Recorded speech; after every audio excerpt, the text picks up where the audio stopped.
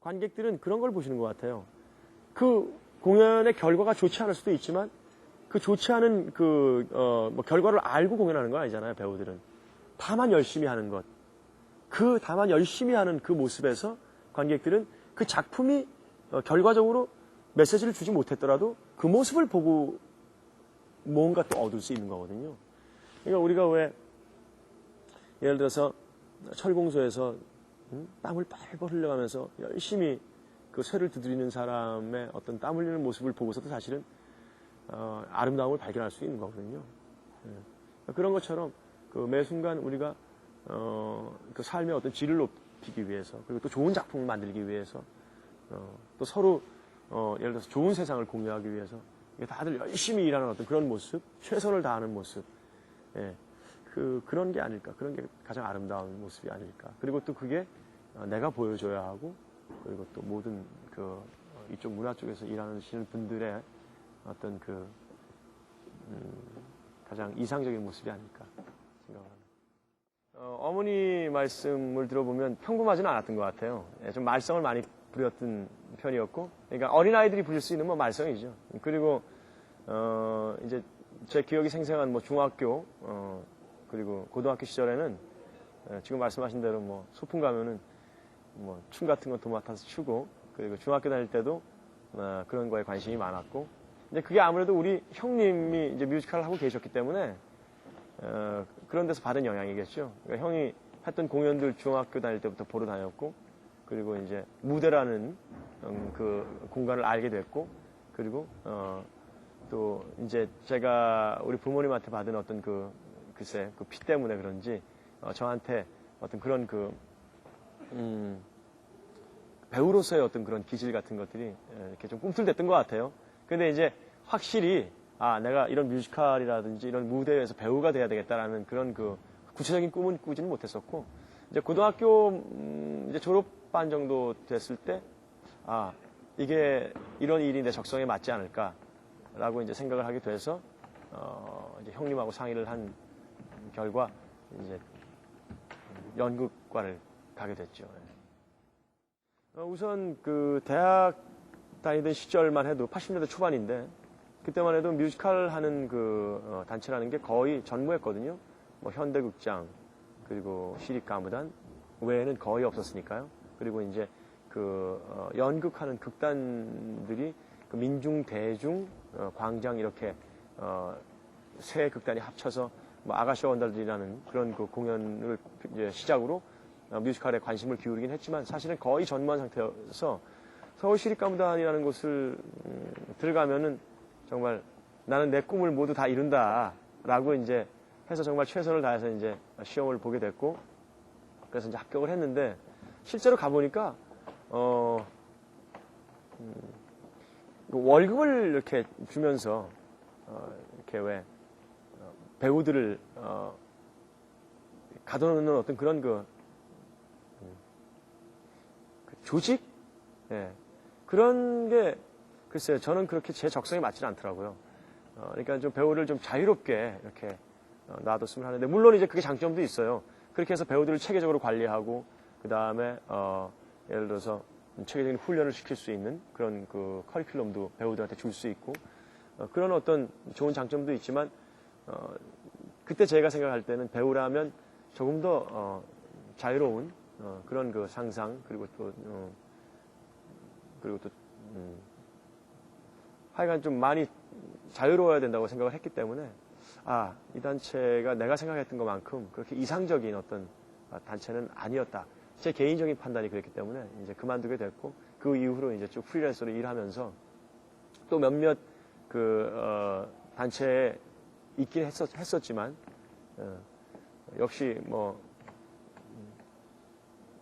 가장 좋았던 시절은 프리랜서로 지내던 시절이 가장 좋았던 것 같아요. 제가 항상 무대에 서면은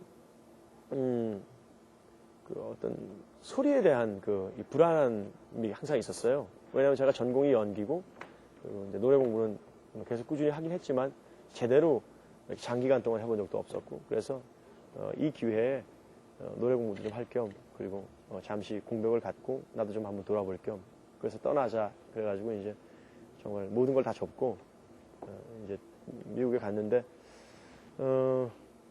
우선 가장 제가 그 공백 기간 동안 미국 가서 얻은 것 중에 가장 큰 것은 제가 저를 돌아보면서 내가 어떤 사람이다. 내가 지금 어느 정도의 그 수준에 있는 배우이고 그리고 내가 지금 무슨 생각을 가지고 세상을 살아가는가.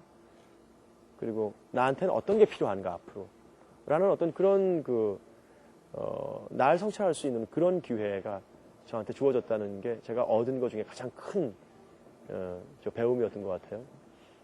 그리고 사실 노래는 참 레슨비가 비싸서 정말 많이 받을 수는 없었지만 노래는 1년 뭐 그렇게 공부해서 금방 달라질 수 있는 게 아니거든요. 근데 요즘 최근에 이제 몇 년 지나고 나니까 내가 전에 공부했던 배웠던 것들이 지금 이제 조금씩 나한테 내가 무대에 쓸 때마다 적용이 돼서 좋은 결과로 지금 나타나고 있는 것 같아서 그것도 제가 가서 배운 것 중에 큰 것 중에 하나라고 생각을 하고 그리고 또 한 가지가 역시 그 다양한 문화의 어떤 경험이었던 것 같아요. 그리고 좀 아이러니하게도 제가 뮤지컬을 하고 있으면서 브로드웨이 뮤지컬이 오히려 거기서는 실증이 나고 좀 싫어졌고 오프나 오프 브로드웨이에서 했던 그 실험성 있는 그런 공연들에 굉장히 그 관심이 생겼었고 그리고 그런 어떤 실험성 있는 그런 그 작품들 그리고 또 젊은 친구들이 하는 정말 그 패기 넘치고 그리고 정말 그 열정적인 어떤 그런 무대들이 있었기 때문에 지금의 브로드웨이가 있는 거 아닌가라는 생각을 하게 됐어요. 그 문화적인 이질감이 없다는 거거든요. 그러니까 번역 뮤지컬 할 때는 그 아무래도 다른 나라의 문화를 관객들한테 보여줘야 하기 때문에 그런 문화를 경험하지 못하고 자란 사람들에게는 틀림없이 이질감이 생길 거잖아요. 그런데 창작 뮤지컬 뭐 우리나라 사람이 스토리를 쓰고 작곡도 하고 뭐 그다음에 옷도 우리나라 사람들이 만들어서 입혀주고 그리고 배우들도 우리나라 사람이고 모든 게 다 이제 우리나라 사람들이 만들었기 때문에 그런 이질감이 없다는 것. 그러니까 친숙하다는 거죠. 그 시도들이 많이 되고 있는 걸로 알고 있어요. 뭐 서울예술단이라든지 아니면은 서울시 뮤지컬단. 그러니까 이제 그야말로 나라에서 이제 지원을 해주는 단체들에서는 뭐 우리 고전을 소재로 가지고 작품을 많이 만드는데 사실 그냥 일반 그 제작하는 제작사들이 그런 거 손대기가 글쎄요 아무래도 위험 부담이 있다 보니까 섣불리 이렇게 손을 대지는 못하는 것 같아요. 하지만 그런 것들도 잊어버리고 있어서는 안 되죠. 왜냐하면 그거야말로 진짜 순수한 우리가 가지고 있는 소재고 그리고 어떻게 보면 가장 한국적인 게 가장 그 국제적인 게 될 수 있기 때문에 좋은 소재라고 생각을 하지만 진짜 누가 아무것도 바라는 거 없이 그냥 지원을 해주지 않는 다음에는 글쎄요 그렇게 그런 작품들을 손대기가 쉽지는 않을 것 같은데요. 우리나라도 지금 대학로 그리고 이제 뭐 지방에도 많은 그 극단들이 산재해 있어요. 그런데 그런 곳에서 다들 정말 표현하는 노력들을 하고 있죠.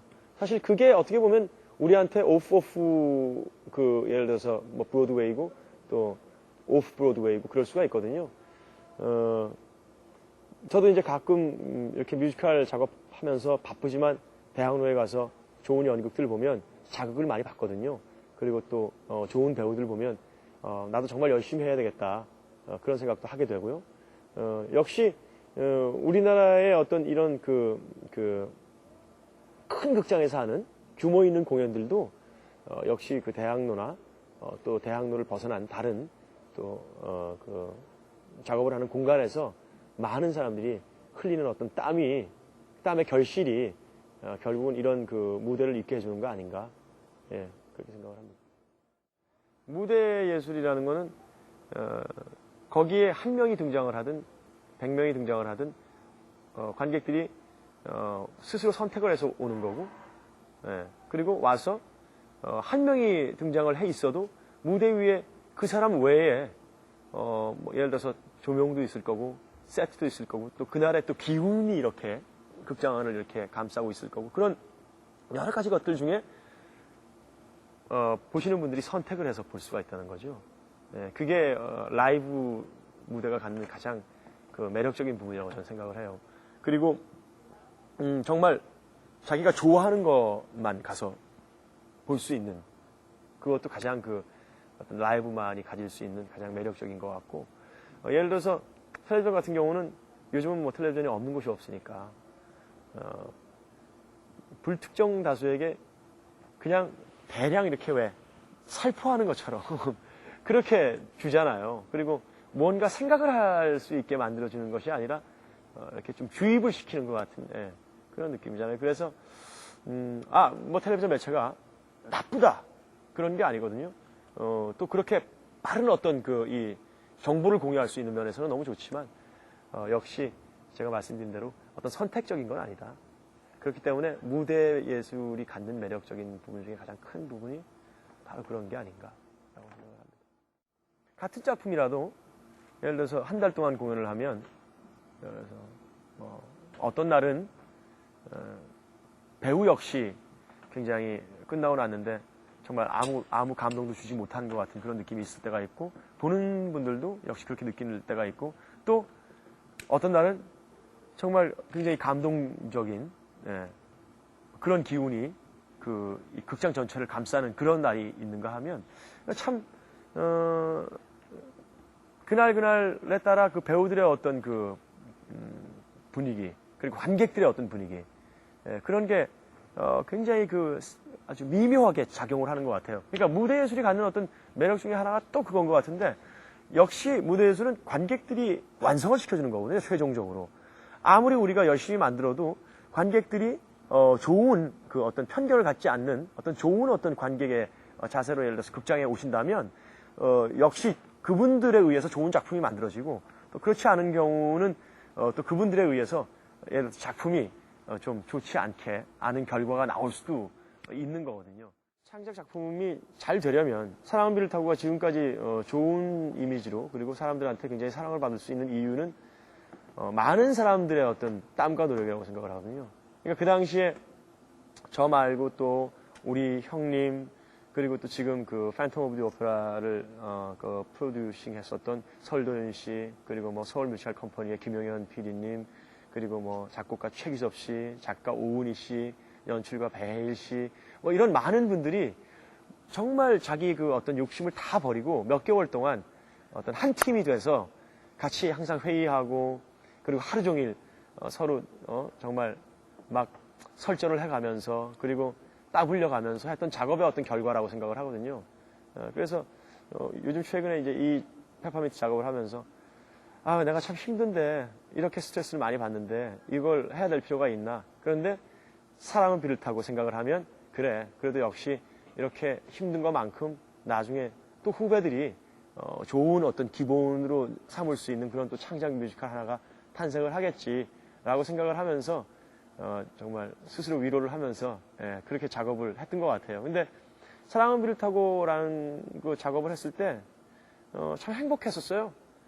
힘은 들었지만 정말 젊었었기 때문에 그렇게 정말 도전의식도 한번 가져볼 수 있었던 것 같고 그리고 또 젊었었기 때문에 모든 사람들이 다 다른 욕심 없이 한 생각으로 어떤 하나의 한 마음으로 정말로 임할 수 있었던 것 같아요.